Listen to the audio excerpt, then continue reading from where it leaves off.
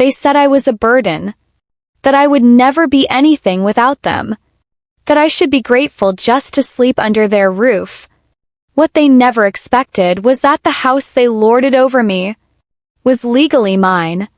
And while they laughed about my worthlessness over dinner, I quietly sold it. Without a warning, without regret. Now they're the ones without a roof, and I never even raised my voice. My name is Riley Monroe, and for most of my life I made myself small just to keep peace. I was the late surprise baby, born nearly a decade after my two older siblings, and treated more like a houseplant than a daughter. My parents, Jean and Thomas Monroe, were the kind of people who believed in appearances above all.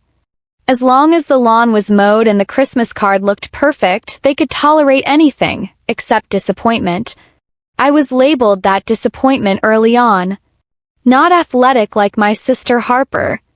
Not academic like my brother Jared. I was just quiet. Kind of kid who preferred sketchbooks over science fairs, who asked questions at the wrong time, who didn't know how to shine on command. My mother called me the drifter. My father liked the charity case. Neither meant it lovingly. After high school, I got into a mid-tier state college with a scholarship. They didn't come to the orientation. My mom told the neighbors I was exploring options and needed some space. Truth was, I had to fight for that acceptance letter on my own, while working 2 part-time jobs because my parents said, "You want college? You figure it out." I did. And just 3 semesters in, everything collapsed. A spinal condition I had been silently dealing with flared up so severely that I was hospitalized for weeks. When I came home to recover, barely able to walk unassisted, my parents let me stay under the unspoken rule. You're only welcome here if you stay out of the way. What was supposed to be a 3-month recovery turned into a year. Then, too, I felt useless. I was fighting daily pain, working part-time online jobs that never seemed to cover anything more than phone bills. And while I was putting myself back together quietly and without help, my parents made sure to remind me I had fallen behind in life. "You're pushing 30, my dad once muttered across the dinner table, not even looking at me. No savings. No partner. No career. What exactly are you doing here, Riley?" "I'm healing," I said softly, not even lifting my fork. "You're freeloading," Harper shot back, visiting from her 3rd home in Miami. "You're taking up space. At some point, you have to grow up and move on." Jared didn't even speak. He just chewed his food and scrolled on his phone. Every day felt like a humiliation. But I stayed. 'Cause I had nowhere else to go. And because the house held a secret they didn't seem to remember. Years ago, back when my dad was still playing at being generous, he had put the house in my name as part of a tax strategy his friend from golf suggested. At the time I was 18, clueless, and not remotely aware of what that meant. But after I returned home post-hospital, I remembered, quietly, and pulled the records from the county website. My name, my deed, my house. They still paid the utilities. They paid the taxes too, thinking they were the owners. But legally, I was the sole title holder. No cosigner. No dual ownership. Kept that knowledge close, like a knife tucked under the pillow. And for 2 years I let them call me a burden while I built a quiet plan. I took online business classes at night. I worked contracts under a different name, slowly creating a portfolio that grew. I learned real estate law. I networked anonymously. By the time I turned 31, I had saved just enough to move, but I didn't want to leave empty-handed. They had taken so much from me, years of confidence, of comfort, of peace. And every time they laughed in my direction, rolled their eyes, or whispered when I left the room, they carved deeper into that wound. Until one night, I had enough. It was a Thursday dinner.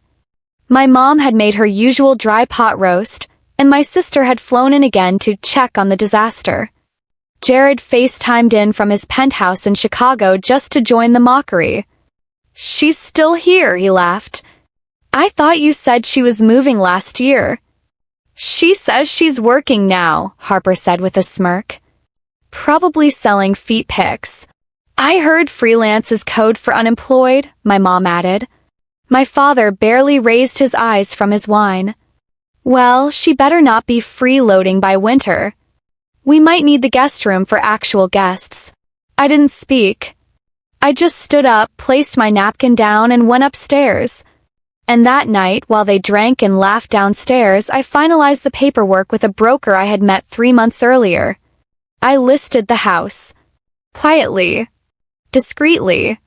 I arranged the showing schedule for when they'd be out. Doctor visits, yoga classes, Jared's wedding.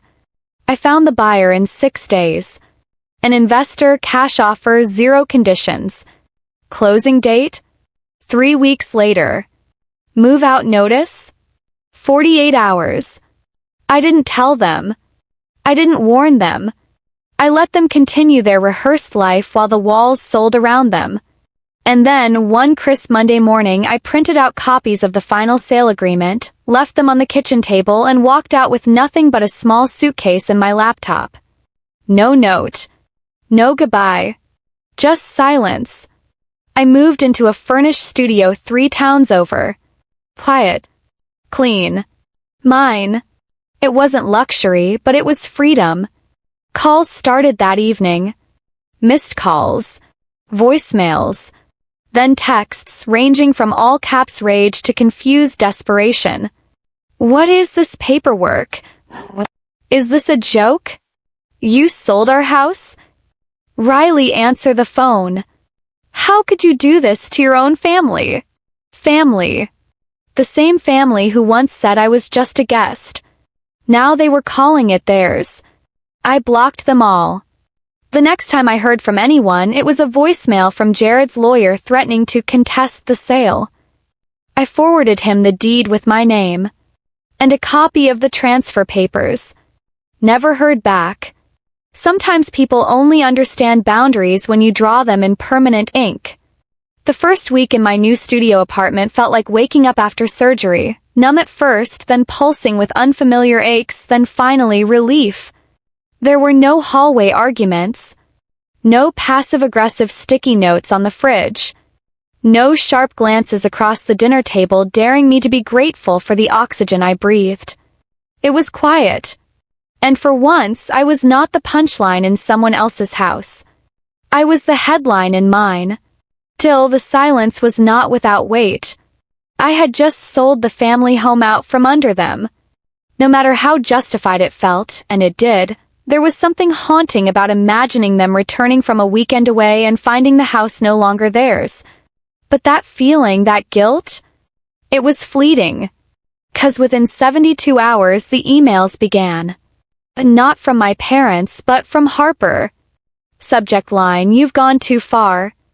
Riley, I do not know what sick game you're playing, but you've humiliated Mom and Dad beyond belief. You've actually turned your own family into a joke. Congratulations. I hope the few $1,000s you got from the sale keeps you warm when we never speak to you again. Harper. I read it twice. Laughed. And archived it. What Harper and the rest of them failed to understand was that the house was never theirs. Legally, emotionally, and certainly not morally.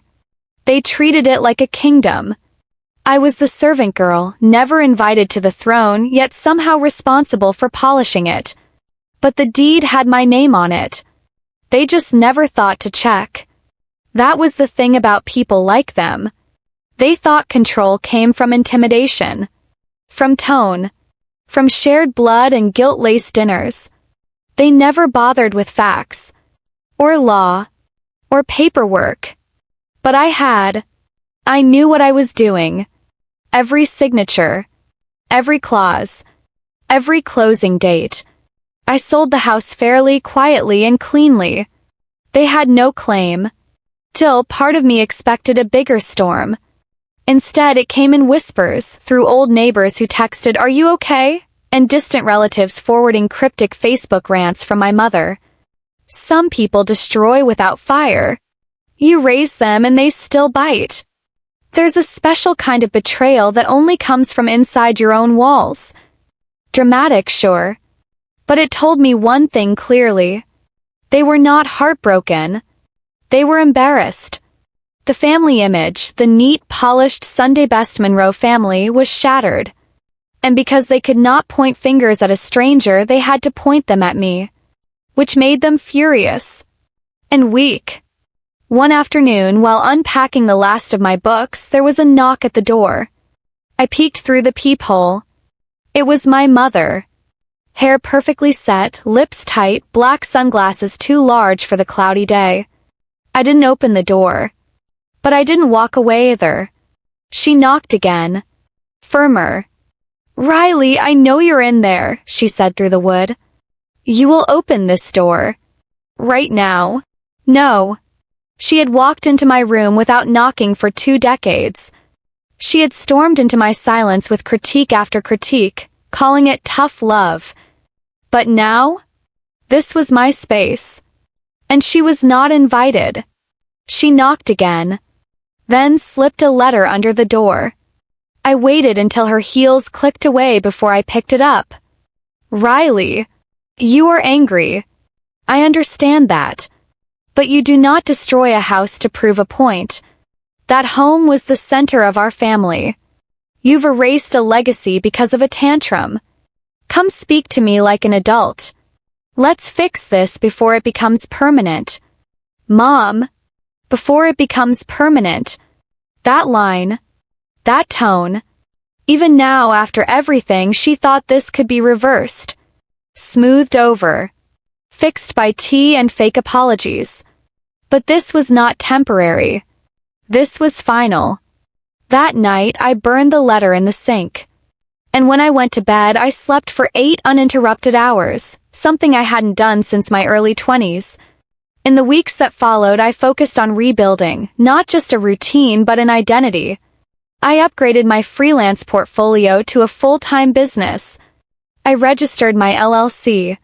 I landed a contract with a sustainable fashion brand to lead their digital strategy. And for the first time, my income was mine. My schedule was mine. My victories were mine. I celebrated small wins alone, with takeout sushi, candles, and the satisfaction of silence that did not feel lonely. Then, one morning, a brown envelope arrived in my mailbox. No return address. Inside was a printout of a legal complaint. My parents were suing me. Fraudulent sale. Mental incompetence. Elderly endangerment.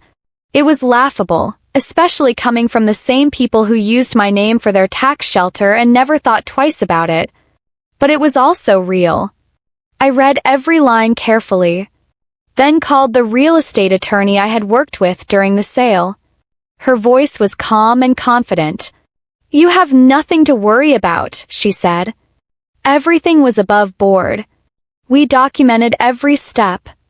Their case will collapse in mediation.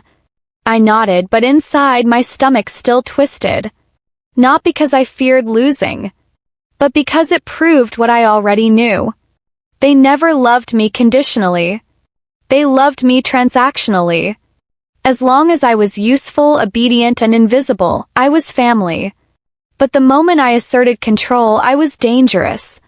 They weren't suing to win. They were suing to humiliate me. Again. To drag my name. To make me feel small in front of strangers. But I had been made small before. This time I was ready. The mediation hearing, I walked in wearing a black blazer and quiet confidence. My mother gave me a quick once-over, eyes narrowed. My father did not even look up. Their lawyer, a man in an outdated suit, rattled off complaints. I let my attorney speak for me, until the judge asked if I had anything to say. I stood, cleared my throat. My parents placed the deed to the house in my name when I was 18. They never reversed it. They never challenged it. For 12 years, I lived there under emotional and verbal abuse, treated as less than a guest in my own home. The sale was legal, ethical, and the only thing they've lost is control. The silence that followed was thick. Even the court recorder paused. Case was dismissed in 20 minutes. I walked out of that courthouse with my shoulders back and head high. But I did not feel victorious. I felt free. Again. 'Cause freedom, I've learned, comes in layers. The lawsuit was dismissed. Courthouse echoed with the quiet shuffle of papers and muttered disappointment as my parents and their attorney packed up and left. I watched them walk away, not in triumph but in curiosity. Because as I stood there, free in the eyes of the law, something gnawed at me. Why had they fought so hard? The house was gone. They had humiliated me for years. Treated me like a parasite. And yet, when I finally did the one thing that severed their grip, they exploded with legal threats. They did not just want the house back. They wanted something inside it. I could feel it. A week after the hearing, I received a call from a name I did not recognize, Evelyn Carrington. She introduced herself as a junior associate at a private investment firm in Connecticut. Apparently, she had worked with my father, quietly. "My apologies for the cold call," she said. "But I wanted to reach out discreetly. There are a few documents your father left uncollected in our safe holding agreement. Since your name was on the property and that address is connected to the trust folder, protocol suggests I notify you as the contact." I paused. Trust folder? Yes. From 2012. The property was temporarily held as part of a business-backed trust for loan collateral purposes. I can't say more without written authorization, but I do have a few documents that should have been picked up months ago. They were tied to a secondary equity arrangement. She was speaking in financial code, but I heard the truth beneath the words. My father used my house as collateral. And he had done it behind closed doors. "I'll come collect them," I said quickly. "When's a good time?" The next morning I drove to the firm's office, an ivy-covered brick building tucked between banks and law firms in the wealthier part of town. Inside, everything smelled like old money and cold coffee.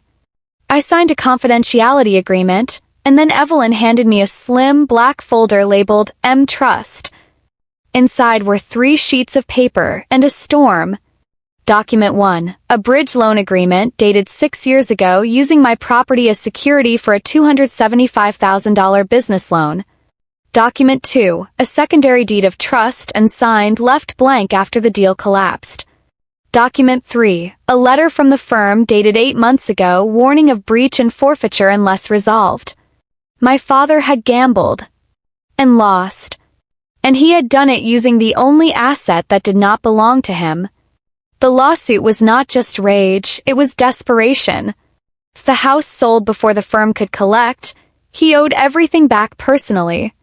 My sale had triggered that domino. And now? I had inadvertently made my father personally liable for hundreds of thousands of dollars. I left the office lightheaded. Not with regret, but with clarity. All those years, I thought they kept me in that house to control me, to shame me, to make themselves feel better. But no, they needed me there because they needed the house under their roof. They needed the asset to stay unchallenged so the debt stayed quiet. I was not a burden. I was insurance. Later that evening, I sat on my studio balcony with a cup of tea and my laptop open. I searched everything I could about the failed business my father had tried to hide. Turns out it was a boutique consultancy firm that had gone belly up during the pandemic. He had pulled every string to keep it alive. My mother had even dipped into her retirement funds, according to an archived article from the Chamber of Commerce. And still they acted like I was the one who had failed.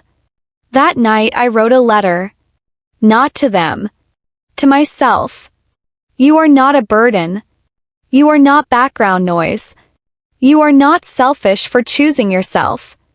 You are not cruel for setting fire to a cage. You are not broken because they needed someone weaker. You are whole because you walked away. You are brave because you stayed long enough to see the truth. And you are free because you finally chose to leave. The next day, I mailed that letter to my old address. No return label. Just my handwriting on the front. To the girl they forgot to see. I do not know who picked it up. Maybe no one did. Maybe it ended up in the trash with junk mail and empty threats. But it did not matter. 'Cause I had finally said what needed to be said. 2 weeks later I received one more call. From Jared. I almost did not answer. But curiosity got the better of me. His voice was cold. I just thought you should know, he said, they're selling the lake house. I stayed silent. He continued, Dad's retirement is gone. Mom's pension is tied up in debt. They'll probably have to move in with Harper. I exhaled. And you broke them, Riley. You won. I smiled bitterly. I didn't break them. I just stopped holding up the parts they never appreciated. He did not respond. Before he could hang up, I added, and by the way, tell Mom she still owes me for that orthodontist bill she said I'd pay off when I got my act together. He scoffed.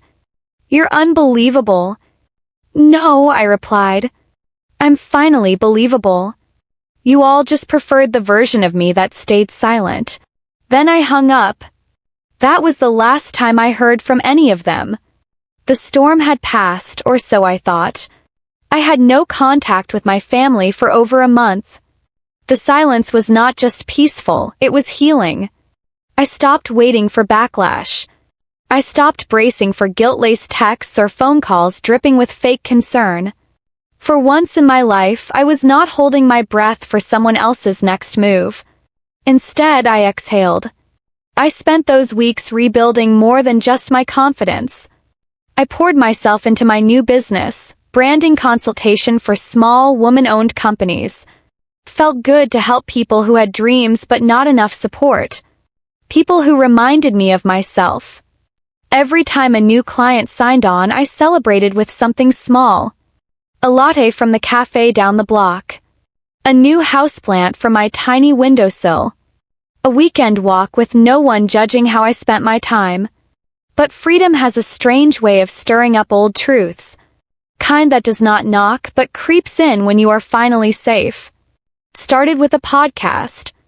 One of my clients, a young designer from Oregon, recommended it. It's about reclaiming power after family trauma, she said. Episode 5 sounds a lot like your story. Curious, I listened. The guest speaker was a woman who had cut ties with her parents after years of being manipulated and emotionally erased. Her voice shook when she said, They always said I owed them. For food. For shelter. For raising me. But parents who charge love like rent are not doing it out of care. They are doing it for control. That sentence punched through my chest. It was not just my story, it was a mirror. I finished the episode in tears. Not the loud, sobbing kind, but the quiet, relieved kind. Kind that comes when you realize you are not alone. That night, I journaled for hours. For the first time, I began writing my version of the story. Not the edited family-friendly version they told others, that I was lazy, entitled, ungrateful. But the real one. What it felt like to hear you don't belong here in your own home. What it meant to watch your siblings succeed while being treated like a mistake. What it took to finally say enough. I called the podcast producer the next day. His name was Mason, and his voice was warm but skeptical. Your story sounds powerful, he said. But I have to ask, are you prepared for the fallout? Sharing something this personal can reopen wounds. I took a deep breath. I'm not sharing it for them, I said. I'm sharing it for the girls sitting in bedrooms they were never made to feel safe in. He was quiet for a moment, then said, We'll record next week. The day of the recording, I wore my favorite navy blouse. The one that made me feel both calm and strong. I showed up to the studio with notes in my pocket, but I never looked at them. Once the mic was live, I just spoke. About the way my mother laughed when I said I wanted to be an artist. About the way my father called me dead weight when I was too sick to walk. About how they used my name to secure a loan and then called me a burden. about the exact night I sold the house they believed was theirs, and the freedom I found in the silence that followed. Mason did not interrupt once. When I finished, the studio was silent. I stared at the red recording light until it went dim. "You're going to change someone's life," he finally said. "Probably more than one." I nodded, too choked up to answer. The episode aired 2 weeks later, and everything changed. Within days, my inbox exploded. Hundreds of messages from listeners, strangers mostly, sharing their own stories. I thought I was the only one with a mom like that. "I've never told anyone what my dad did to my savings account. I just canceled Thanksgiving dinner. Thank you for giving me the courage." There were women, men, grown adults in their 40s and 50s, still untangling the lies they had been told since childhood. They did not want pity. They wanted truth. And now they had found a voice that echoed their own. I started getting invites. From blogs. From local newspapers. From a small publisher asking if I had ever considered writing a memoir. But the most unexpected message came from someone I never expected to hear from again. "Harper." It was short. "Saw your podcast.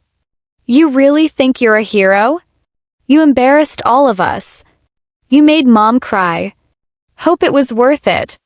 I stared at the message for a long time. Not because it hurt. It didn't. But because it proved how tightly they still clung to the illusion. They wanted the world to believe I was unstable, ungrateful, bitter. But the more I spoke, the less power their narrative held. I did not respond to Harper. I never would. Instead, I responded to someone else. A woman named Lila, who had messaged me after hearing the podcast. She was 22, living in a converted garage behind her parents' house, and saving every cent to escape a toxic home. "I don't have anyone to talk to," she wrote. "Your story gave me hope." We started chatting. Once a week. Then more. Lila was smart. Funny. She made digital art and dreamed of starting a wellness blog. But mostly she was afraid. Afraid she would never leave. That no one would believe her story.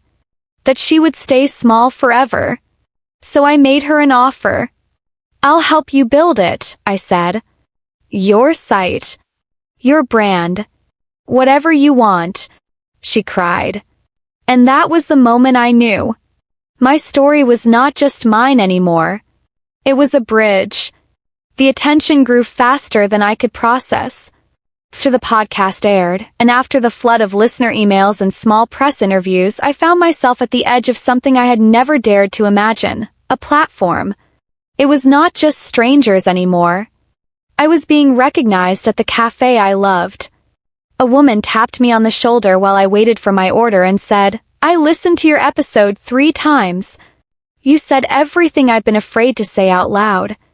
I nodded and smiled and thanked her, grateful but also overwhelmed. It was one thing to walk away from your family and rebuild your life in silence. It was another to become a kind of unofficial spokesperson for people who had grown up being told they were too much, too broken, or too expensive to love. I started writing again, long-form blog posts that explored the emotional wounds no one in polite society ever wanted to touch. The guilt of not loving your parents. The ache of knowing your family would mourn a reputation before mourning your pain. The radical freedom of choosing peace over proximity. It was raw. And it was real. And then came the invitation. It was from a mid-sized national daytime talk show, the kind that featured social issues, personal stories, and viral moments. One of their producers had come across the podcast and asked if I would be willing to appear for a special segment called Family Ties, When Blood Isn't Enough. I stared at the email for hours. Me. On television. Sharing what? That I had sold my parents' house in silence? That I had burned every bridge they built for their benefit? The producer's email was warm and respectful. She said she wanted to amplify the voices of those who had been erased by their own families. I responded with questions, lots of them. Would it be live? Would I be allowed to speak openly? Would they invite my family? She assured me I would have full creative control. No one from my family would be contacted unless I explicitly asked for it. They wanted my voice, my story. No sensationalism. And something deep inside me whispered, do it. Not for revenge. Not for pity. But for every person still sitting at a dinner table swallowing their own truth just to keep the peace. So I said yes. The night before the show I could not sleep. I kept pacing my apartment, running through every possible reaction. What if I froze?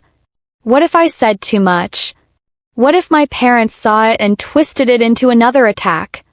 But when I sat in the studio the next morning, under soft lights, mic clipped to my blouse, a warm cup of tea in hand, something shifted. I was not afraid. I was ready. The host welcomed me gently. Her voice was calm, her questions respectful. She asked about my upbringing, the family dynamics, the moment I realized I needed to walk away. I spoke honestly. When someone tells you every day that you're a burden, you start believing it, I said. And then one day you wake up and realize, maybe I'm not broken. Maybe they just liked me better when I stayed silent. The audience was silent. Then the host leaned forward and asked, if your family is watching this right now, what would you want them to know? I paused. Not because I didn't have an answer, but because I wanted to make sure I got it right. I don't want you to feel sorry. I want you to feel reflection, I said. You can't love someone while convincing them they're unlovable. I'm not angry anymore. But I am done pretending that what you gave me was love. After the show, I stepped outside into the sunlight and exhaled. A weight I didn't even know I was still carrying lifted from my chest. I expected more online attention after that. And it came. DMs, comments, articles, a few internet trolls too, but I was prepared for them. For every angry voice, there were a dozen grateful ones. But what I didn't expect, what I never saw coming, was the letter. Came by post. No return address. And maybe, just maybe, the best kind of healing is the kind that does not need their permission.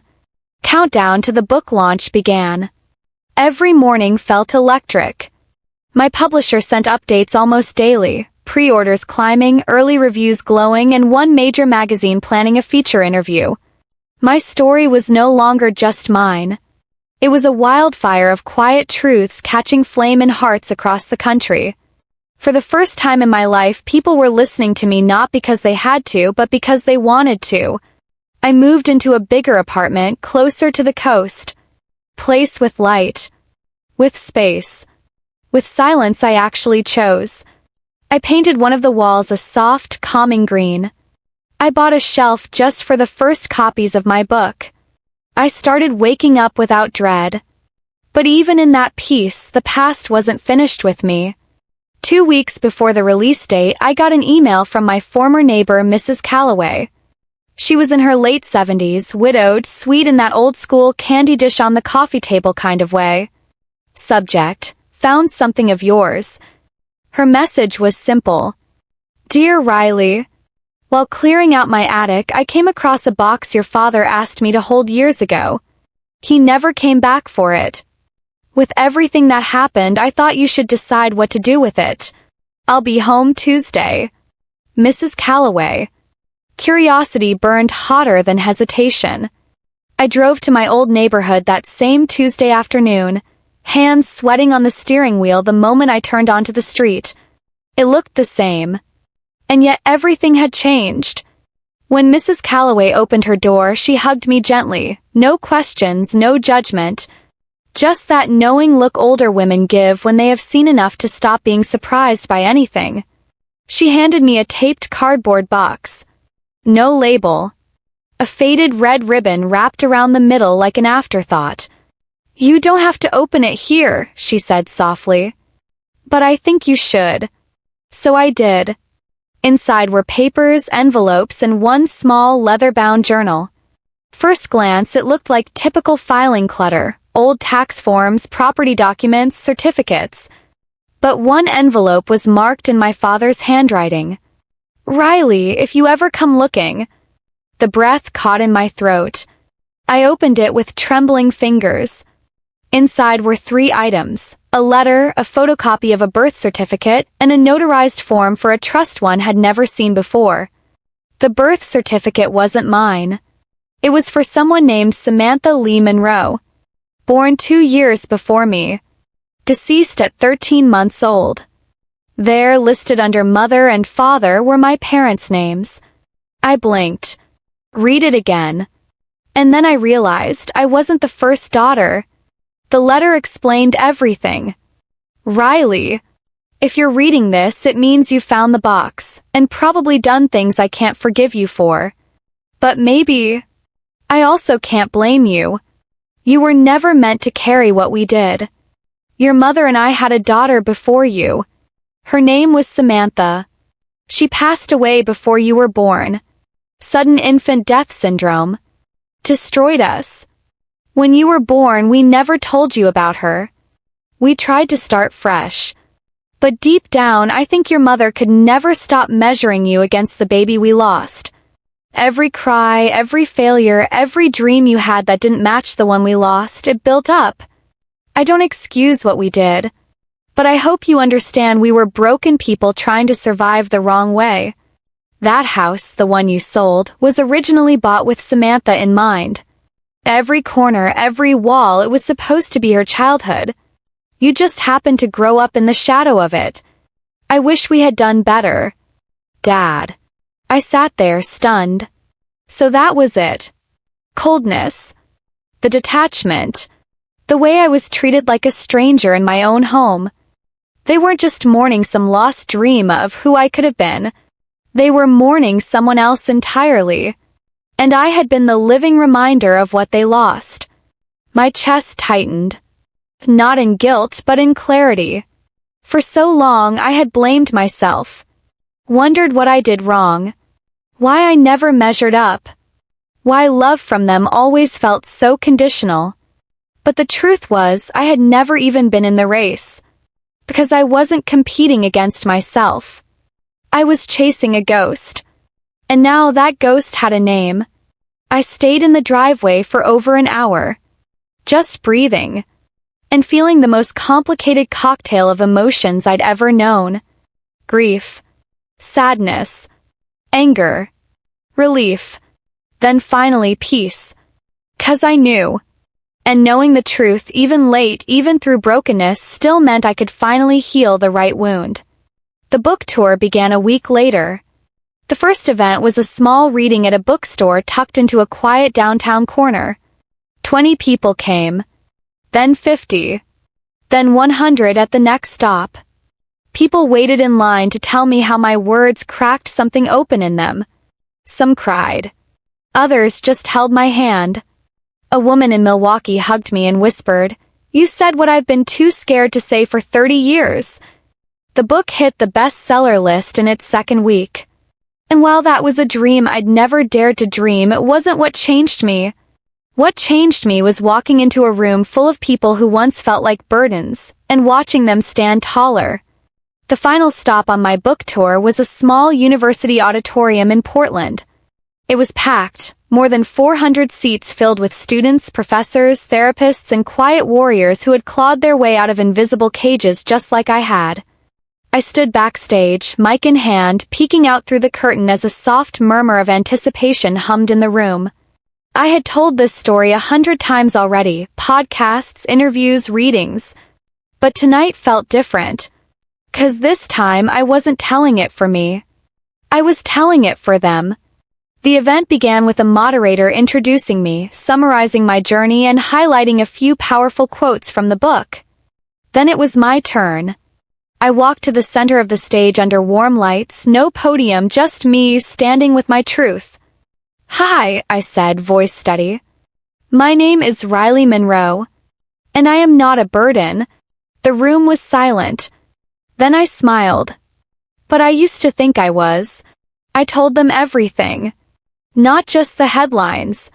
Not just the dramatic beats.